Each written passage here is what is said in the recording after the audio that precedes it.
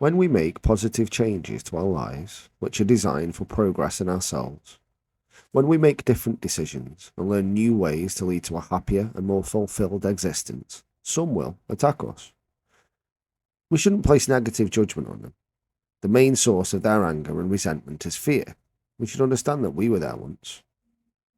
Their fear of being left behind, of missing out on your escape from the constant, soul-destroying pyramid scheme of this current model of society.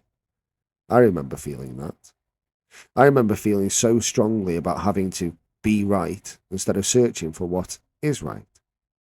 I was like so many, in a place of insecurities and lack of self-understanding, which wouldn't allow me to admit my core or sometimes peripheral beliefs, opinions, way of life were possibly wrong.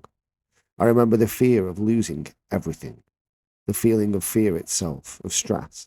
Now, I feel free. I'm not constrained by the chains of fear which used to weigh me down. They do come back sometimes, trying to seduce their way into the main narrative. But those fears won't distract me this time, or stop me from being me. Those fears now act as a hurdle, or a signal to step it up, remind myself. I remind myself of where I've been, what I've come through emotionally and mentally, how strong I must have been to get here. I remind myself of all the love around me. Look at my journal, look at my happy list, look for photos and memories to boost me.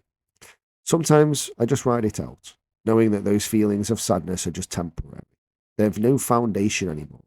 My foundations are strong and good and built on love. I'm still learning as I'm going, learning to understand myself better than I ever did before.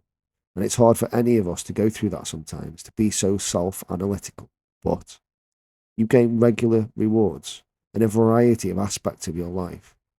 And some negatives too, but we need those to strengthen and refine us and to learn. We can all feel at rock bottom sometimes. We can all feel alone and fearful sometimes. We can all feel like we want to step off the conveyor belt and breathe freely.